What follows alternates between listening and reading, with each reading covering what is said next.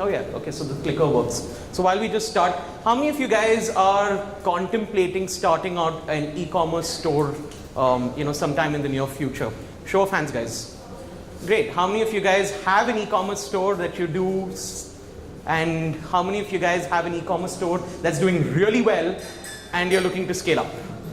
Raise your hand. Oh, come on, Lalit, I can see you there. Raise it up. I can see it there. Okay, so we've got I think we've got a good mix of people who, are starting off their e-commerce journey and some people who are in it a little bit. I've tried to, let's say, make my presentation a little bit relevant to all three kinds of people. So I'm happy to see that we've got a mix of people. Most of you, I'm pretty certain, wouldn't have heard of Headphone Zone until and unless you realize that you really, really care about the music that you're listening to, and you want to try and buy yourself a headphone online. But that's essentially what we do. But before that, let me just start a little bit about myself. My name is Raghav. I'm the founder and CEO of a company called Headphone Zone. But in my office, most people know me as the benevolent dictator of the company. And my team's running very, very late, so I get away with this little prank right now. I want to maybe start off by just telling you guys a little bit about me and where I'm from. I was born and raised in Chennai. I have a bachelor's in business management. But for the most part, when I was studying in university, you'd find my report card for all my finance and marketing courses are all B minuses, C plus, C minus, stuff like that. My real interest when I was studying was really in political science and political philosophy. So I spent a lot of time doing that instead of actually studying business. So you'll find my report card towards the end with all this philosophy classes, and politics was all A plus, A plus, A plus, which is pretty much how I managed to get my degree. I'm an airline baggage tag collector, the stuff that you put on your hand baggage. I happen to also have a world record for the largest collection for the past 14, 15 years now. I'm a very passionate part-time musician, which means that I don't give it the amount of time that it should get. I spend most of my time selling headphones on the internet, but on the rest of the time I'm usually playing my guitar or a piano. And I'm a big-time idli sambar connoisseur. Seriously. I see some Bangalore faces smiling right now. What we do is essentially we sell headphones and earphones on the internet. One of the first things that a lot of people ask me is why headphones and earphones? What's the big deal about headphones and earphones as a category? Of all the things that you could sell, I can see some people with very successful online stores. Why did you choose headphones and earphones? So what I thought I'd do is to start off with that, convince you that every other business is a lot harder to do, and headphones and earphones is the easiest business in the world to do. So let me try and explain to you why. It's essentially coming down to what I call three stories. The first story is to do with average selling price and volume. Take any product category in the world. You'd find that as the volumes are going up, let's say digital cameras, laptops, mobile phones, anything that gets popular, you find that the average selling price of that product category keeps falling down. Mobile phones once upon a time, or a smartphone once upon a time, was very, very expensive. As it became popular, mobile phones became cheaper and cheaper and cheaper. Tablets at one point of time were very, very expensive. As they became popular, became cheaper and cheaper and cheaper. Digital cameras, very expensive. As the volumes became higher, the average selling price comes down. The headphone and earphone is probably the only product category that I know of that maybe in the last 10, 12 years has seen an exponential increase in the volume, but at the same time, people are now buying more and more expensive headphones and earphones. So you see the average selling price of a headphone and earphone is going up as well.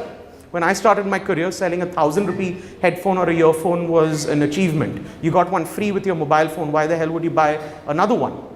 Today we sell headphones and earphones that run into the lakhs. And it's very interesting to see that the average selling price every year has gone up while volumes go up.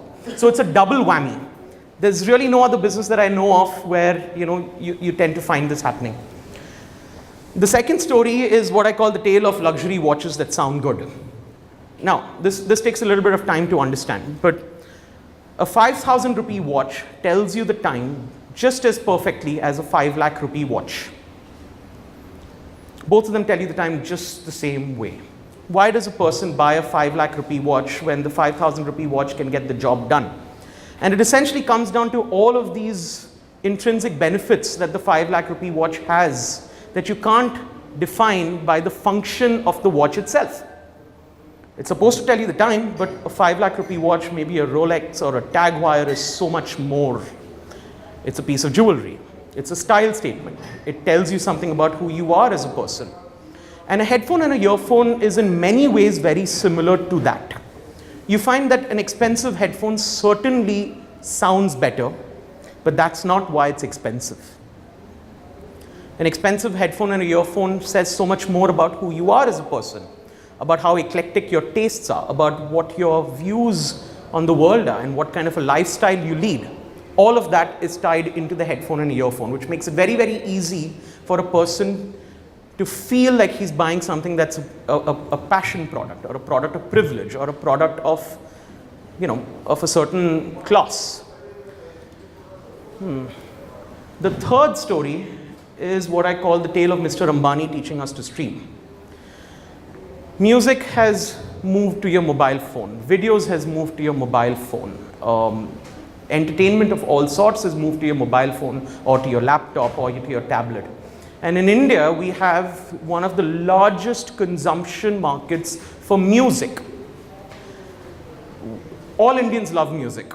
And it's something that's, not easily found around the world. I mean, you'll find that we have a large demand for music consumption.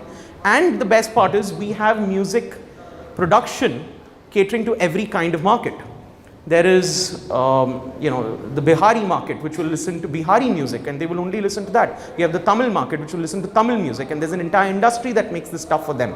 You have, the Gujarati market, or Falguni Pathak, or whatever it is, and then you have the Punjabi market. So you have local music that's being made in India, and you have local music that's being consumed in India, and the means to consume music is moving into everyone's pockets, which is the mobile phone. The difference between back then and now is that Mr. Ambani has made it so affordable for you to be able to consume music from your smartphone that alone has changed the way that India listens to music. The only missing gap between a person's insatiable appetite to listen to music, the industry's insatiable appetite to compose music, and the smartphone that delivers the music is the headphone and the earphone. So all we're saying is that doesn't matter what kind of music you listen to, what kind of a smartphone you listen to, whether you're rich or you're poor, or you're extremely rich or extremely middle class, in whichever way you look at it. But the headphone and the earphone is something that everybody will need, courtesy Mr. Ambani's generosity. So for these three reasons, I tend to find that, a headphone or earphone is really not a product that needs an MBA degree to see the opportunity, or rocket science to understand the opportunity. It just seems so plain and obvious that I said that this seems to be a real fun business to be in.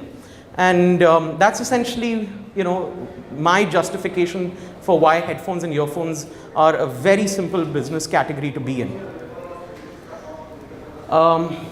So I want to also talk a little bit about how we started Headphone Zone and the story of Headphone Zone. So I won't spend too much time on this, but essentially I started in 2010 joining my family business. My dad's and my mom's right here in the front row.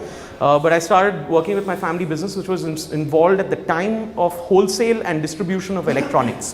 One of the products that we were distributing to people like Reliance Digital, Chroma, Big Bazaar, eZone, Landmark, Crosswords, all of these guys, was the headphone and the earphone. And I thought that this was a really fun category to be in. But I also thought that people like Chroma and Reliance Digital and Big Bazaar were doing a lousy job of selling these headphones. I had about 300 different kinds of headphones and earphones. Chroma would pretty much keep 3. What do I do with the remaining 290 something? And my problem was that nobody sold the customer the headphone and the earphone. A guy walked into a store. If he wanted to pick up a pen drive, he picked up a pen drive. If he wanted to buy a headphone, he bought the headphone. Chroma was very happy selling the 300 rupee stuff, the 400 rupee stuff, but 500 rupees, they were like, no, too expensive. And that sounds a little ridiculous to me, right? A guy has probably spent 300 rupees on his parking in Phoenix Lower Parel and another 300 rupees on the popcorn, but a 500 rupee headphone is too expensive. So I said that there's a problem out here. the retail experience is lousy. Nobody knows how to sell a headphone or earphone. And we started Headphone Zone as a retail store in Bangalore in 2012. It was pretty much walking in a mall, saw an empty space, in a moment of passion said, let's do this. And I spent a lot of time, building the retail business because I used to love being at the store myself. I used to love talking to customers myself. I used to love showing off these incredible range of 350 odd headphones that we had in the store. And I used to love, seeing people's passion for music get monetized with a transaction selling them a headphone. We scaled it up to 12 stores, and until we could scale it no more because we ran out of money. And this is when the e-commerce wave kind of hit us in India, where people just stopped walking into malls. And even if they did, they'd pull out their smartphone and say, I want it at this Flipkart price. My big USP that I had 350 headphones really didn't matter in cyberspace where real estate was unlimited. And in 2014, my fiancée Bhavika, who's right here, and I were driving down from a really, really nasty meeting, and we just said that if we can have a better offline store than Chrome and Reliance, maybe you can have a better online store than Flipkart and Amazon. So we started our first online store in 2014, which was on CartRocket. It was a very, very painful exercise. And then we moved it to Shopify shortly after, and we've been in Shopify ever since. Earlier this year, Anshuman convinced me to move to Shopify Gold. So that's where we're at right now. The same story in numbers. 2015, when we just started on Shopify, I didn't put the 2014 numbers because the graph didn't show it, but the 2015 numbers, we started really, really small. It took us about a year to reach the point where we were doing about 30 lakhs, 20 lakhs of sales in a month. From there, it's been an up and down roller coaster, but right now we probably do about 2.5 crores in sales of just headphones and earphones on our website every month. By and large, you'd find that every year we've continued growing, and it's because we're not a funded company. We're not borrowing money from other people. We've had to earn the money to reinvest in the business to continue growing. So that really just means two things. One is that you can't grow very quickly, and the second is while your company grows, you remain poor. Both of which are true. Okay, this is some pictures of our retail stores. This was one of our first retail stores in Bangalore's Garuda Mall that I started, and this is where I used to spend my morning, afternoon, evening. Basically taught me how to sell things to customers, how to understand product, and how to give customers a great store experience. The other thing that changed as we continued growing was our team. When we first started, we were a small team of 4 or 5 of us. This was a great team. And then we continued growing a little bit. We had a really small office, became a team of 7 or 8, 13. This was about 19 or 20 of us. This was about 24. And now there's so many of us that we've literally run out of office space, so we stopped taking group shots because there's just no space to have people out here. Siddhant's in the office somewhere? Okay, let's talk about where Headphone Zone is today. We sell about 65 brands of headphones and earphones. All of them are super premium brands which are from all around the world. It's a large range of brands, and by and large, if you ask me, most customers don't care about what brand of headphones they're buying until they realize that there are so many brands. And at which point of time, everybody starts caring about what kind of a brand of a headphone they're buying. The only secret sauce that isn't obvious to everybody is that nearly half the brands, almost about 33 of these brands, are exclusive to Headphone Zone in India, which means that you will not find it being sold on any other e-commerce channel, offline channel, or any other channel. So that makes a big difference to the business model, because had we not had that, simply buying a headphone from Sony and selling it on our website would not be a very interesting business idea. In terms of numbers, we do about 5,500 monthly orders. This is probably interesting to some of you who have slightly more established businesses. We do about 2.5 crores in sales every month. The average order value is about 4,500 rupees. That's the highest in the industry. To give you perspective, somebody like Flipkart is about 700, 800 bucks, and Amazon's about 1,000. Happy to share the numbers with you guys, just don't send those to my bankers. We get about 20,000 visitors a day on our website, and that's about a 1% conversion rate. I'm told that the conversion rate can be much higher by Jinesh Bhai, but by and large, for the last 4 or 5 years, we've been at the 1% conversion rate mark.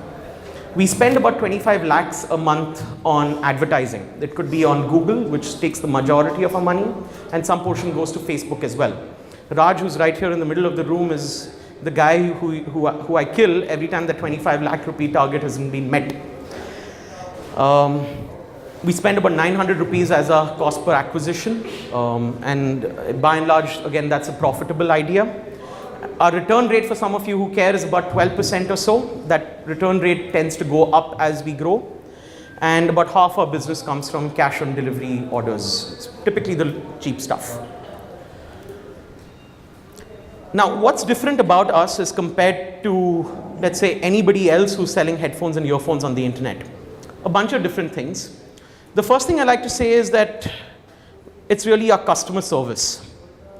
Having spent years in the store talking to customers, we borrowed a customer service philosophy from a really, really nice hotel chain that I like a lot, the Ritz-Carlton. And they have this put up in their lobby at every single Ritz-Carlton hotel around the world.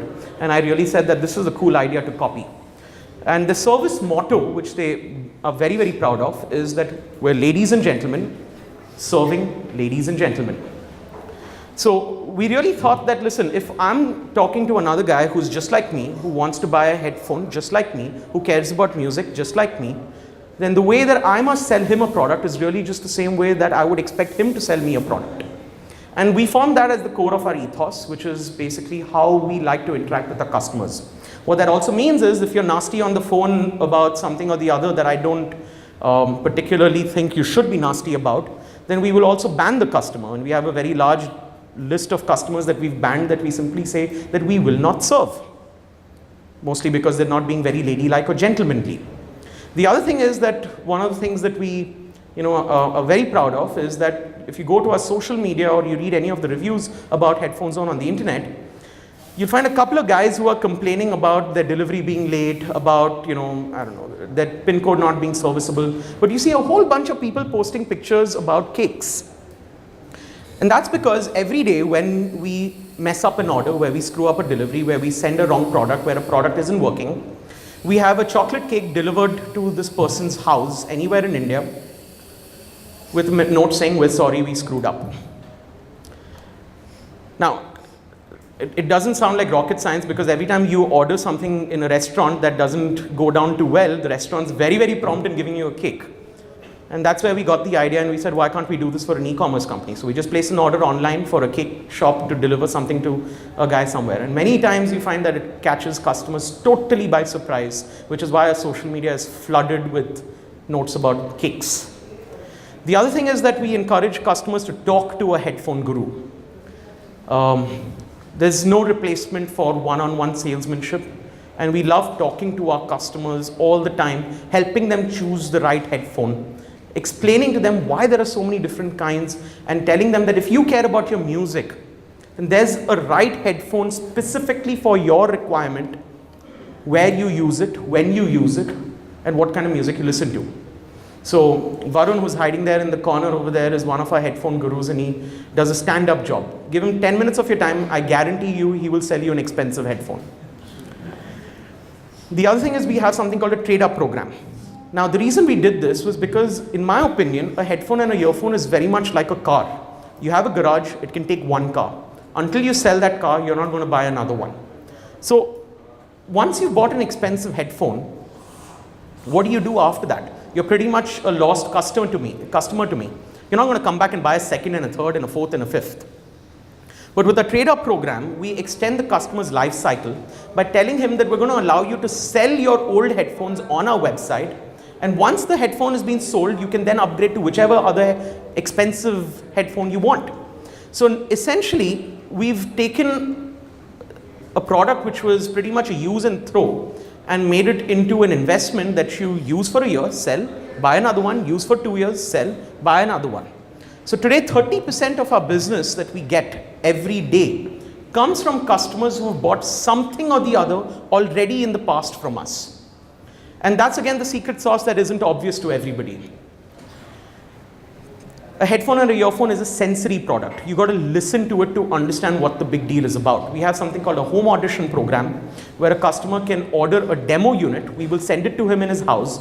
to listen to for a week or whatever it is, take it to the gym, take it to work, take it wherever you want. And if you like it at the end of it, we'll pick it up from you, take it back, and then send you a brand new unit, or we'll just say tata bye-bye.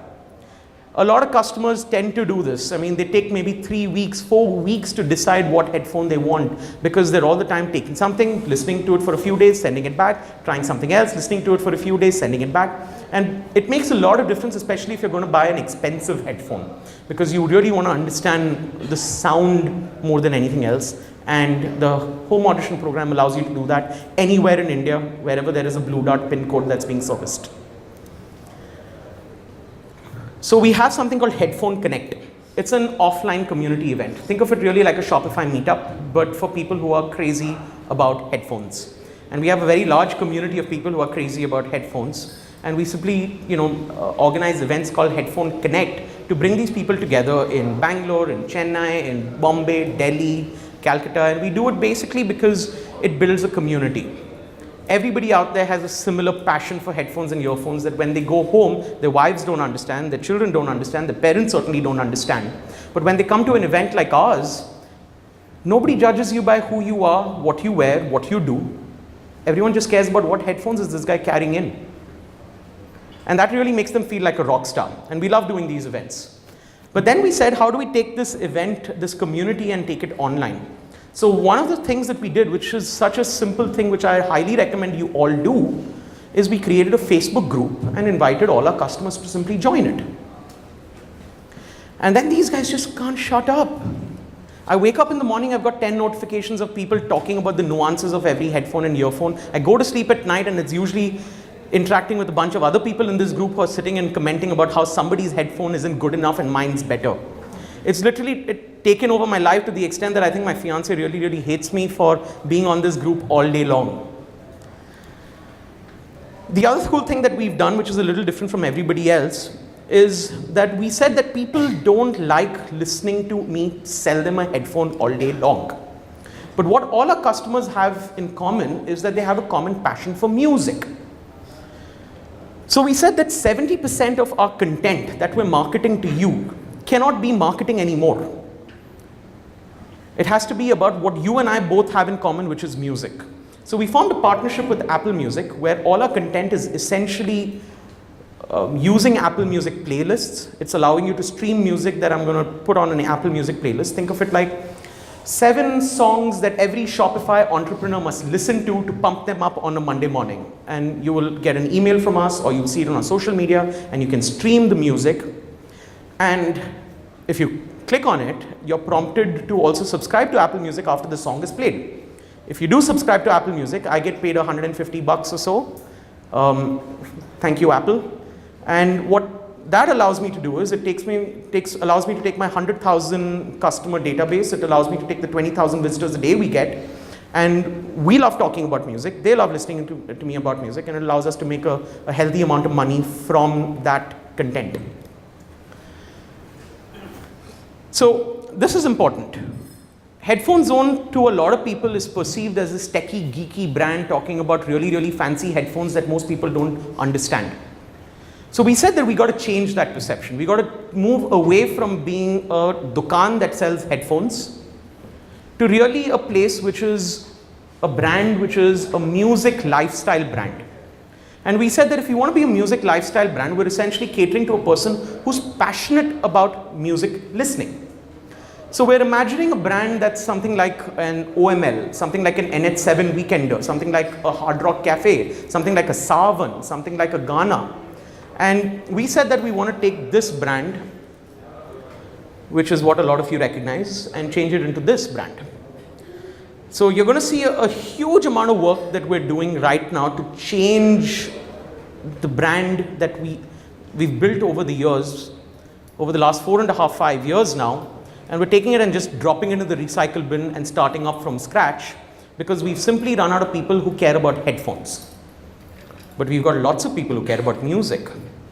So Aliza from my team over there and Kamna from my team over here have been working on this for the last 3 months. And we're hoping that we should be able to take it live in a week or so. So you guys should do a before-after test. Okay, some of the stuff which is more specific that I get a lot of questions about at every meetup. We use Shopify Gold. Orders move into Unicommerce. For accounting, the orders move out of Unicommerce to Tally. PayU is our payment gateway. We love Blue Dart. We hate everybody else.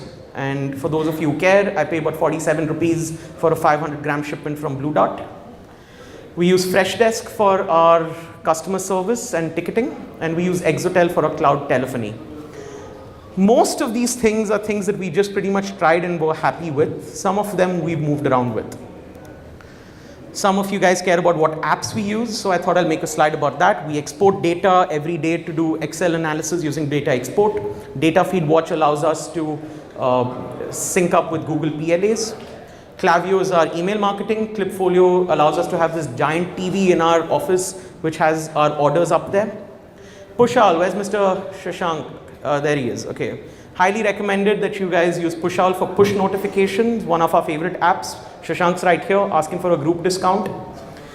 Judge Me is our app that we use for reviews, for the reviews you see on the product pages.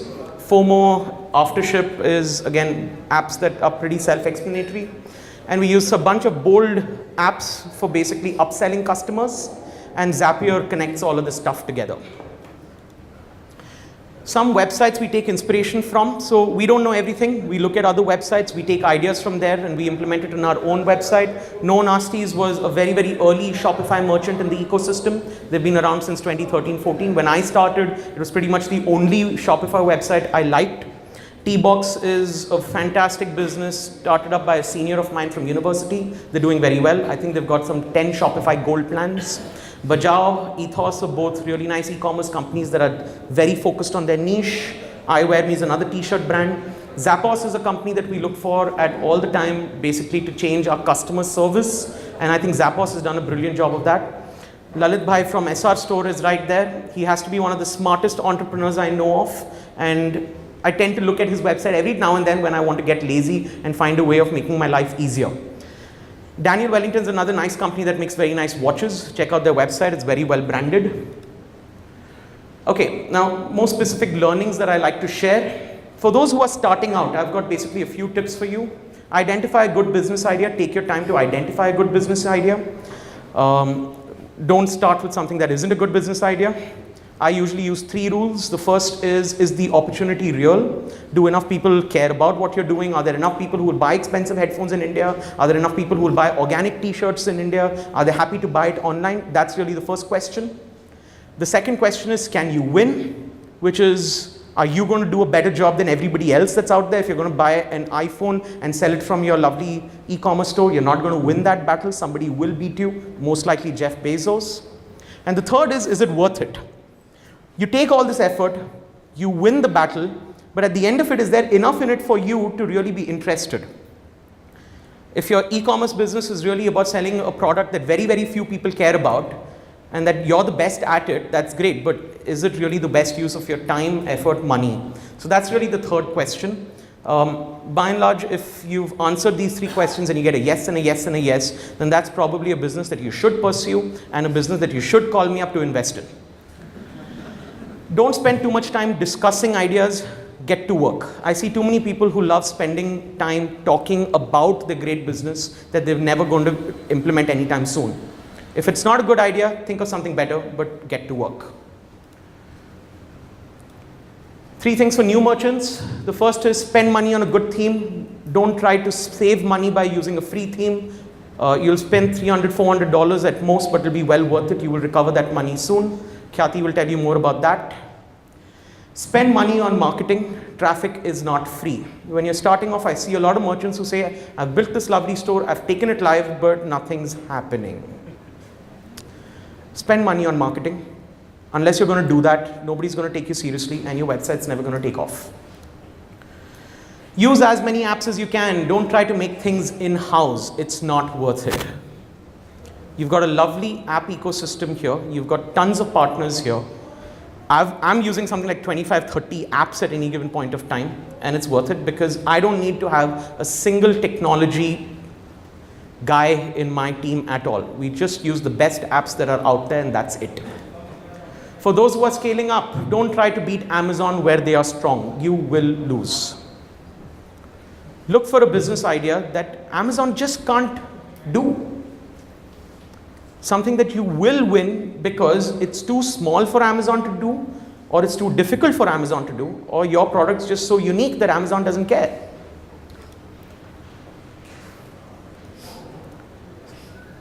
A lot of us sell our products, and we're very, very passionate about our products and we love selling it. But after some point of time, you'll realize that a person can just buy a product anywhere. Why does he need to buy it from you or your store? So the thing I'd like to highlight to a lot of people is that I've learned this the hard way. Stop selling your products. At some point of time, sell your brand. Because ultimately, that's what people will, remember when they bought something from you, and it'll keep them coming back again and again. The last one I'll say is be a banya. Know where your money is coming from. Know where your money is going. In e-commerce, it's very, very easy to be taken away by these lovely numbers like traffic and average daily sales and organic versus paid and, lifetime value. I've not done an MBA, so I don't really know these fancy numbers, but what I know is if I've got more money in my bank than I did yesterday, I'm doing well. Okay, I'm going to wrap this up now. I love to talk. I love to share our learnings. You guys should feel free to keep in touch with me. I've got my contact details out there, but I've deliberately kept the font small. The hint is that use Facebook. Anybody who knows me will tell you that I don't respond to SMSs. I don't respond to WhatsApps. I rarely respond to emails. But if I do get a Facebook message, you're most likely to get a return from me very, very quickly. Now, I truly believe that I learned a lot from the people who were there before me, and I love to talk about all the stuff that I've done over the last couple of years. I don't think I know everything out there, but I certainly know how we got to where we are right now, and I'm happy to share that. And a lot of people ask me, Raghav, why is it that you're so generous with the stuff that you worked really, really hard to learn? And my answer to that is something that I'm going to give you guys, hopefully because it'll help you hesitate a little lesser when you need help to ask for it. A guy was walking down the road, he fell into a hole, the walls were really, really steep, he couldn't get out. A doctor was passing by and the guy yells up at him, "Hey doc, I'm stuck down here, would you mind helping me out?" And the doctor looks down, sees him there, writes a prescription on a piece of paper, throws it down and continues walking. And then a priest walks by and the guy shouts out, "Hey father, I'm stuck down here, would you mind helping me out?" And the father sees him, writes a prayer on a piece of paper, throws it down, continues walking. And then after that, he has a friend that's walking by, and the guy shouts up, "Hey Joe, I'm stuck down here, would you mind helping me out?" The guy looks down and jumps right in after him.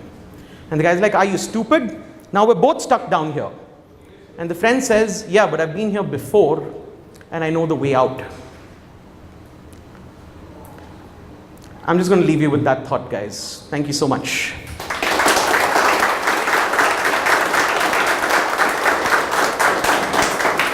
Neil?